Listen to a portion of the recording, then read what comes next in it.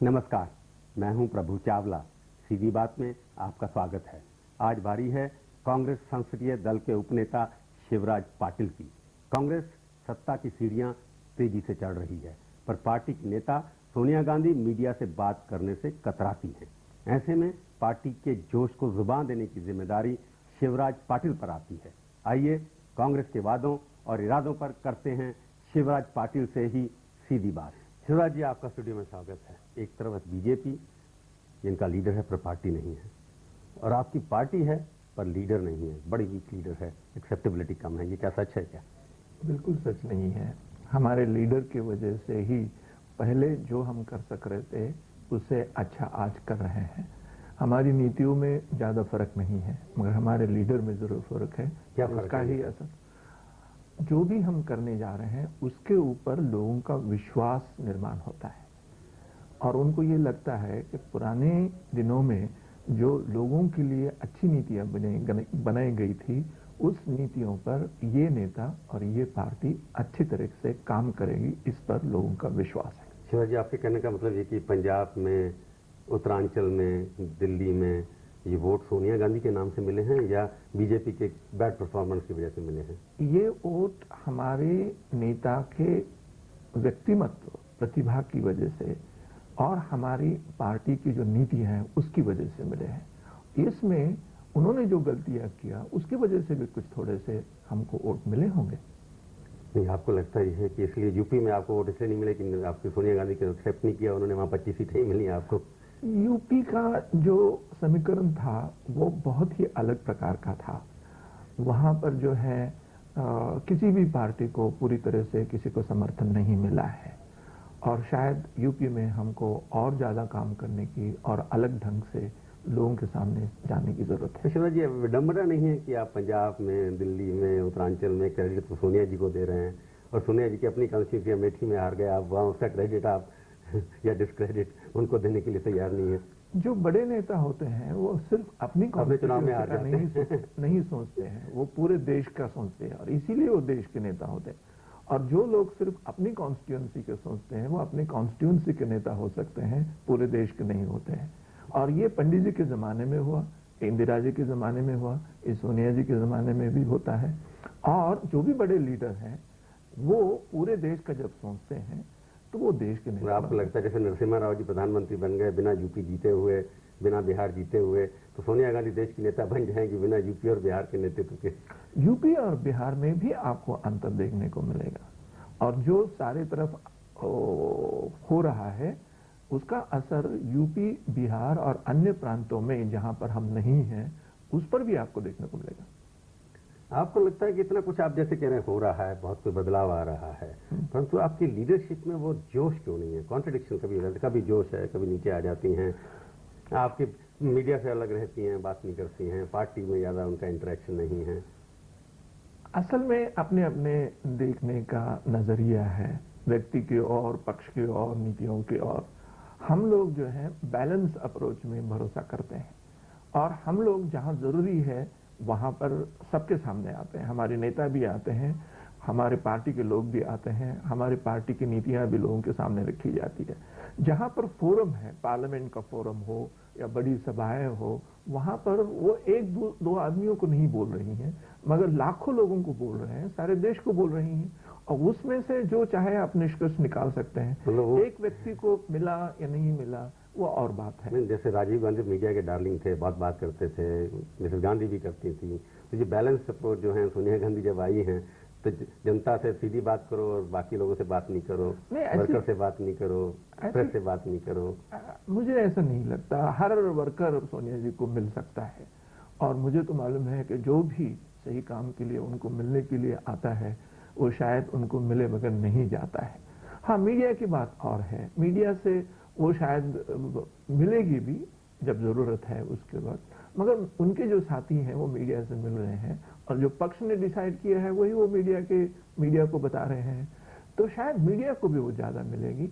मगर मीडिया का दृष्टिकोण अलग अलग होता है। मीडिया के मन में कुछ भी बात हो, उनके प्रति कितना भी आदर की भावना, अपनेपन की भावना हो, उसके बाद भी वो सिर्फ सही बात ही जानना चाहते, ऐसा नहीं है।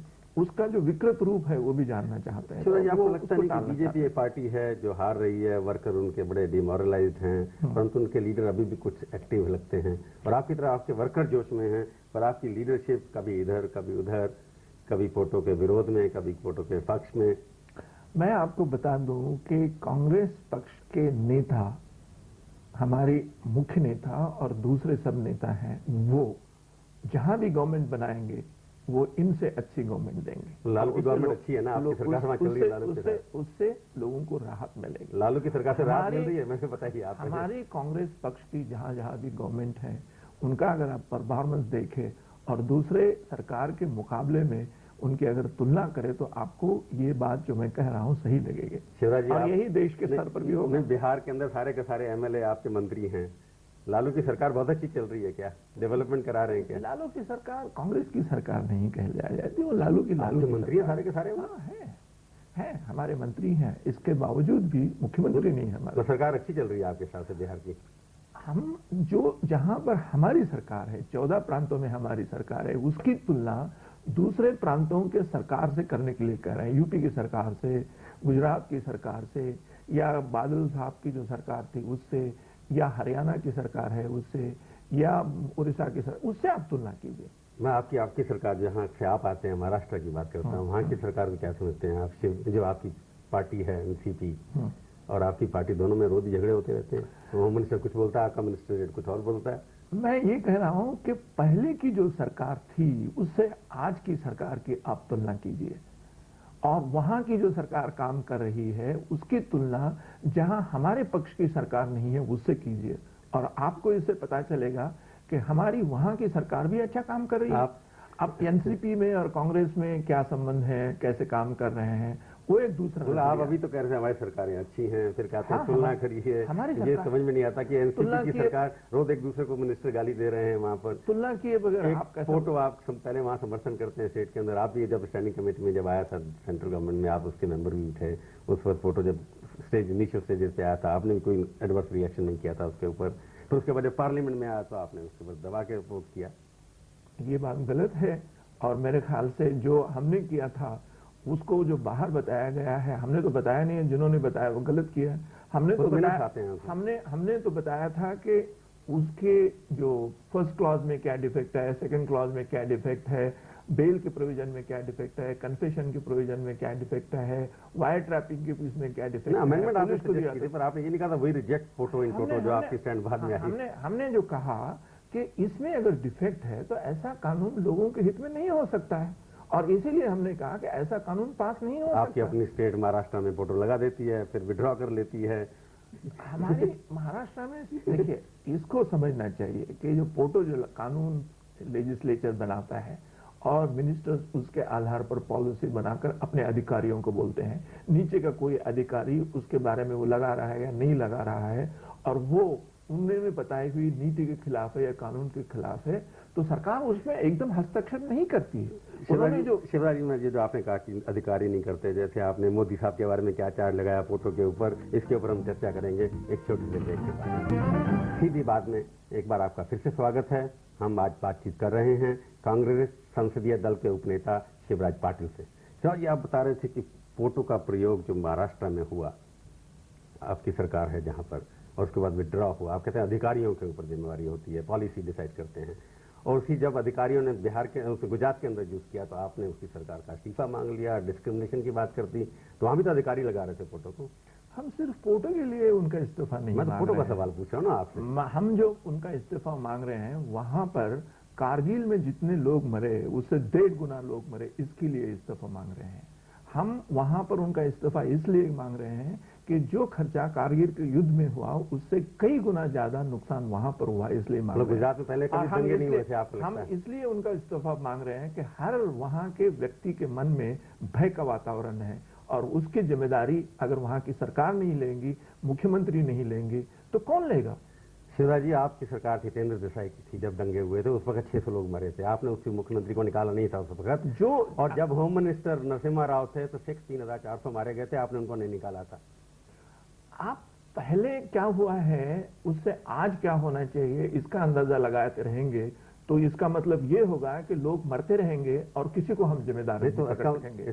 इसका मतलब ये है कि पहले जो हुआ है उस वक्त जो करना चाहिए तो उस वक्त के लोगों को करना चाहिए था, मगर आज हमारे सामने जो हुआ है हम अपने आंखों से देख रहे हैं, हम उसको एहसास कर रहे हैं अपने मन और मस्तिष्क के अंदर, और वो बात जो गलत है ये मीडिया के लोग बता रहे हैं, उनके सरकार के लोग बता रहे हैं, मीडिया के लोगों ने लोग बता रहे हैं और हम भी बता रहे हैं और सारे लोग बता रहे हैं। उसके ऊपर कांग्रेस के जमाने में दंगा हो, लोग मर जाएं तो वो तो प्रधानमंत्री बन जाएं, और किसी और सरकार में लोग मर जाएं तो आप उसका इस्तीफा मांग लें।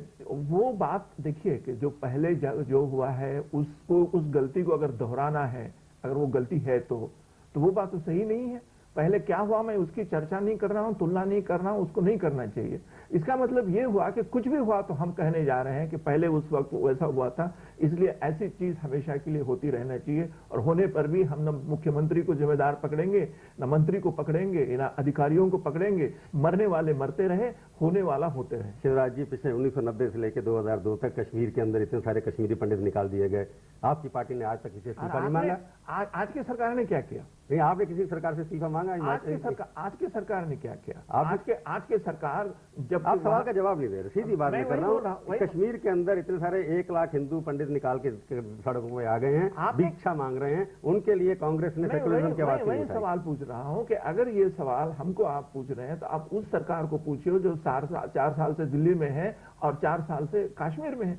4 साल का मौका, 4 साल का टाइम वहां के लोगों को राहत पहुंचा के लिए काफी नहीं है। शिवराज जी, विरोधी दल के नेता तो आप हैं, मैं तो हुई नहीं, ये सवाल आपको पूछना चाहिए, आप पूछ नहीं रहे हैं। हम पूछते हैं। आप पूछते नहीं है, धरना उतना नहीं देते। फारूक अब्दुल्ला का इस्तीफा नहीं मांगा आपने क्योंकि आप उसका पहले समर्थन कर रहे थे। हम हर आदमी को हर वक्त पर सिर्फ इस्तीफा मांगने में विश्वास नहीं करते हैं। जब जरूरी है तो जिसका इस्तीफा मांगना है उसका हम मांगेंगे। आज जरूरी है इस्तीफा मांगने का, उसका हम इस्तीफा मांग रहे हैं। इसके बाद भी हमको लोग कह रहे हैं कि आप क्यों इस्तीफा? अभी भी आप नरेंद्र मोदी का इस्तीफा मांग रहे हैं, परंतु लगता है पूरे दिल से नहीं मांग रहे हैं। क्यों पूरे दिल से? हम क्या, आपकी कांग्रेस पार्टी जो गुजरात के अंदर असेंबली चल रही है मध्यावधान, और पार्लियामेंट में आप डिस्कशन कर रखी है। इस्तीफा मांगना और असेंबली नहीं चलने देना, ये पार्लियामेंट चलने दे रहे आप तो? पार्लियामेंट कहाँ चलने नहीं दे रहा? आपने हंगामा किया गुजरात के ऊपर। अरे यहाँ पर तो बजट के ऊपर चर्चा हो गई, पोटो के ऊपर चर्चा हुई, बाकी सब चीजों के ऊपर चर्चा होगी, और यहाँ पर भी पार्लियामेंट के अंदर भी वहां से आए हुए जो साथीदार थे हमारे, वो कह रहे थे कि तुम कैसे यहाँ पर उसकी चर्चा करते हो। हमने कहा अगर इसकी चर्चा नहीं करेंगे तो किसकी चर्चा करेंगे? चर्चा हमने करवाई और हमने बताया, और इसीलिए तो हमको पूछा जा रहा है कि क्यों आप इस्तीफा मांग रहे हो। शिवराज जी, ओपिनियन यही है कि आप अटल जी के समर्थक हैं और मोदी जी के विरोधी हैं। हम सही बात के समर्थक, अटल जी की बी टीम, आपकी नेता बी टीम, हम सही बात के समर्थक हैं। अटल जी अच्छा काम कर रहे हैं। हम अटल जी के समर्थक हैं ये कहना गलत बात है। अटल जी के हम दुश्मन हैं ये कहना गलत बात है। अटल जी अगर गलत कर रहे हैं तो उनका भी हम विरोध करेंगे, और करते हैं, करते हुए आए हैं। अगर मोदी विरोध कर रहे हैं और उनको सारे लोग कह रहे हैं कि आपने गलत किया है और हमने गलत किया, तो आप कह रहे हैं कि अटल जी का क्यों नहीं विरोध करें, मोदी जी का क्यों करें? अटल जी का विरोध करने तो भी करेंगे। पार्लियामेंट के अंदर कोई कंसिस्टेंसी आपकी कुछ है नहीं। क्यों कंसिस्टेंसी नहीं है? क्यों कंसिस्टेंसी? हम लाइफ को सिर्फ सफेद और काले रंग में नहीं देखते हैं, उसके अंदर ग्रे शेड्स भी बहुत हैं। और हम जब बैलेंस एटीट्यूड लेते हैं तो हमको लोग कहते हैं कि आप इधर की भी बात करते हैं, उधर की भी बात करते हैं। हम बैलेंस बात कर रहे हैं। कांग्रेस के अंदर सब कुछ ग्रे है, कभी लालू के साथ, कभी लालू के खिलाफ। नहीं, बिल्कुल ऐसा नहीं है। हमारी जो नीतियां हैं वो स्पष्ट हैं। वो नीतियां हमारे हम लोगों ने जो बनाई कॉन्स्टिट्यूशन उसके अंदर है। हम लोगों ने बार बार जो निश्चय किया है हमारे एआईसीसी के अंदर उसके अंदर है, पचमढ़ी के अंदर है, और बार बार हम अपनी जो पॉलिसी बनाते हैं उसके अंदर है। हमारा कोई एक आदमी बोलता है उसको लेकर दूसरी तरह से अलग कराकर उसके ऊपर। पचमढ़ी में तो आपका फैसला था कि अब अकेले चलेंगे, इकला चलेंगे, आपने लालू के साथ सरकार बना ली। बिल्कुल नहीं, बिल्कुल नहीं। यही बात तो मैं कह रहा हूँ कि उसको बिना पढ़े हुए वो उसके ऊपर लोग कमेंट कर रहे हैं। पचमढ़ी का हमने किया था कि हम अपनी ताकत अपने बलबूते पर बनाएंगे, और हम अपनी ताकत अपने बलबूते पर बनाएंगे, मगर जरूरी पड़ा तो जिसके साथ भी हमको कोऑपरेशन करना जरूरी है उसके साथ हम करेंगे। आप पढ़िए, देखिए तो है, लिखित रूप में है। शिवराज जी, आप मुलायम सिंह यादव पार्लियामेंट में सपोर्ट लेते हैं, एक यादव आपको बड़ा प्यारा लगता है, दूसरे यादव के साथ डिस्क्रिमिनेशन करते हैं, उसको मुख्यमंत्री बनने नहीं देते। हम किसी को दुश्मन समझ के काम नहीं करते। हम सही बात और झूठ बात और गलत बात और सही बात को करके करते हैं। हमारा एटीट्यूड पॉजिटिव है। तो लालू यादव अच्छा है, मुलायम यादव खराब है, इसका मतलब ये तो नहीं होता है। किसी को हम आपने अच्छा अच्छी कह बात रहे हैं, और बुरी बात, अच्छी बुरी बात कर रहे हैं। कोई भी आदमी अच्छे काम करे तो उसको हम अच्छा कहेंगे, कोई भी आदमी बुरा काम करे तो उसको बुरा करेंगे। किसी के खिलाफ अगर अन्याय हो रहा है तो हम उठ के खड़े होकर बोलेंगे कि उस आदमी के खिलाफ अन्याय नहीं होना चाहिए। आपके क्रिटिसिज्म ये है कि क्योंकि आपकी नेता क्लियर नहीं है, नहीं, बिल्कुल, जिसकी वजह से ये कंफ्यूजन होता रहता बिल्कुल है। नहीं। हमारी नेता को या हम लोगों को या हमारे लोगों को आप ये कहलवाना चाहते हैं कि ये बिल्कुल ब्लैक है, ये बिल्कुल व्हाइट है, ऐसा कहने के लिए आप कह रहे हैं। हम ऐसा क्यों कहेंगे? तो एक्सपर्ट है जो स्पीकर रहे, आपने हिस्ट्री क्रिएट कर दी थी, आपने डिफेक्शन लॉ की इंटरप्रिटेशन कर दी थी, 3 बार स्प्लिट हुआ, आपने उसको जनता दल में जो हुआ था 9 महीने के बाद जजमेंट देकर कहा कि ये स्प्लिट रेगुलर है। तो आप तो हिस्ट्री क्रिएट कर लेते हैं। अभी गलत बात कर रहे हैं। मैं मीडिया से कहूंगा और आपसे कहूंगा कि वो भी आप जजमेंट पढ़े बगैर आप बोल रहे हैं। मैंने स्प्लिट जो है बार बार स्प्लिट होती है, वो स्प्लिट कानूनी है ऐसा मैं उस जजमेंट ने नहीं कहा, वो लिखित रूप में। आपने तो रिकॉग्नाइज किया ग्रुप ना, एक ग्रुप। बिल्कुल नहीं, बिल्कुल आपने नहीं किया रिकॉग्नाइज। आप समझिए उस बात को कि एक पार्टी का नेता अपने पार्टी के सदस्य को अपने पार्टी से निकालकर 1/3 मेजॉरिटी कम करके उस पार्टी के आदमी का अगर मेंबरशिप कैंसिल करना चाहता है तो वैसा कोई कानून कॉन्स्टिट्यूशन में नहीं है, दूसरे कानून में नहीं है। इसलिए एक बाहर का नेता उस पार्टी के नेता को नहीं कर सकता, वो है। और वो जजमेंट हाईकोर्ट और सुप्रीम कोर्ट को गया हुआ है। लीडरशिप कंफ्यूजन की बार आप बताइए कि वो प्रधानमंत्री बनेंगी, लगता है ऐसा जैसे कि आप जा रहे हैं। मुझे ऐसा लगता है कि वो ऐसी नेता है, ऐसे व्यक्ति है जिनको इंदिरा जी के साथ काम करने का मौका मिला है, राजीव जी के साथ काम करने का मौका मिला है, संसार के सभी बड़े नेताओं को देखने का मौका मिला है और हिंदुस्तान के सरल लोगों को देखने का मौका मिला है। और वो वहां ठहरकर निष्पक्ष दृष्टिकोण से इन बातों के ऊपर देखते हुए हैं। और इसीलिए मुझे ऐसा लगता है कि अगर हमारे पार्टी में, और मैं यहां तक जाके कहूंगा कि हमारे देश में अगर अच्छे प्रधानमंत्री बनने वाले व्यक्ति हैं, उनमें से वो एक ऐसे व्यक्ति हैं, उनसे हमको अच्छा कोई हमारे दर्शकों के लिए 5 खूबियां उनकी प्रधानमंत्री की बताया ना मैंने आपको। आपने कहा कि वो इंदिरा गांधी के साथ काम किया, राजीव गांधी के साथ किया है, और कुछ ऐसे व्यक्तियों में से हैं या पर्सनैलिटी, उनकी खूबियां मैं बताता हूँ। 5 खूबियां बता दीजिए कि प्रधानमंत्री बन सकते हैं। मैं उससे ज्यादा बता देता हूँ। 5 हमारे दर्शक मैं बताता हूँ। एक तो अंतर्राष्ट्रीय राजकारण को अच्छी ढंग से वो जानते हैं, कांग्रेस पक्ष का तत्व है उसको अच्छी तरह से जानती है, एडमिनिस्ट्रेशन किस ढंग से किया जा सकता है उसको देखकर उनको मालूम हुआ है। और वो किसी के खिलाफ भी मन में द्वेष की भावना रखकर काम नहीं करती है। गरीब आदमी, पिछड़ा हुआ आदमी, माइनॉरिटी का आदमी, हिंदुस्तान का आम आदमी है, उससे वो जितनी जुड़ी हुई है शायद दूसरा कोई जुड़ा हुआ नहीं है। इसके बाद उनका जो दृष्टिकोण है वो अंतर्राष्ट्रीय दृष्टिकोण है, वो फ्यूचरिस्टिक है, वो कमजोर दृष्टिकोण नहीं है। अपने कॉन्स्टिट्यूएंसी का, अपने मोहल्ले का, अपने जात का या अपने धर्म का दृष्टिकोण नहीं है, वो सर्वांकश सबको साथ लेने वाला दृष्टिकोण है। इसलिए खूबियां बता दें कि राजीव गांधी, सोनिया गांधी, इंदिरा गांधी, गांधी परिवार और ये सब गरीब वाली बात जो इंदिरा गांधी करती, कोई बड़ा विजन उनका कोई भी नहीं है। क्यों नहीं है? अगर साइंस और टेक्नोलॉजी की वो बात करते हैं, अगर वो यहाँ के गरीब आदमी को हमारे साइंस और टेक्नोलॉजी का उपयोग करके मदद करने की बात करती हैं, अगर यहाँ के सारे लोगों को धर्म और जात के छोड़कर सब लोगों को साथ में लेने की बात करते हैं, सारे प्रांत को बढ़ाने की अगर बात करते हैं, और सारे संसार आपके कांग्रेस में पार्टी में पिछले 112 साल या 115 साल की पार्टी में कोई भी और ऐसा नेता नहीं है जिसकी ये सब खूबियां हैं, सिर्फ सोनिया गांधी। इसका मतलब ये नहीं होता है। इसका मतलब ये होता है कि पंडित जी का जो दृष्टिकोण है आज हमारे हिंदुस्तान के लोगों ने अपनाया ऐसा नहीं है, मगर संसार के लोग भी अपना रहे हैं। उसी को हम मिक्स इकोनॉमी कहते हैं, उसी को हम नॉन अलाइनमेंट कहते हैं, उसी को हम शांति की बात कहते हैं। आप नंबर 2 की पोजीशन में इसलिए खुश हैं? नंबर 2 से नहीं, आपकी मैं इस जगह पर कहता हूँ कि मुझे हर पोजीशन में मैं खुश हूं, और नंबर 2 की पोजीशन में तो खुश होना साहजिक है। मैं नंबर 1 की पोजीशन की बात लोग हमको करवाने की कोशिश करते हैं, वो कभी नहीं करूंगा। और दूसरी बात जो है, जो काम दिया है उसको एक कर्तव्य की दृष्टि से करूंगा, कर्मयोग है ये, वो हम करते हैं। शिवराज जी, मेरे को लगता है कांग्रेस में नंबर 2 के अलावा कोई चारा किसी के पास है नहीं जब तक गांधी परिवार है। आप स्टूडियो में आए, हमसे बातचीत की, बहुत बहुत धन्यवाद। हम लोगों को आप झगड़ा लगाना चाहते हैं, हम लोगों के अंदर आप आप नंबर 1 बन सकते हैं क्या? उसमें एक नहीं है मेरे नंबर 1 कोई कांग्रेस बन सकता है जब तक गांधी परिवार है। हम जिसको नंबर 1 बनाना है उसी को ही नंबर 1 बनाएंगे। और कौन नंबर 1 बन सकता है, हमारे पार्टी ने निश्चय किया है, और वो सब आप लोगों के सामने है। उसको आप कम करने की कोशिश करेंगे, हमारे मुंह से कम करने की कोशिश करेंगे। आपका स्टूडियो में आए, बहुत बहुत धन्यवाद।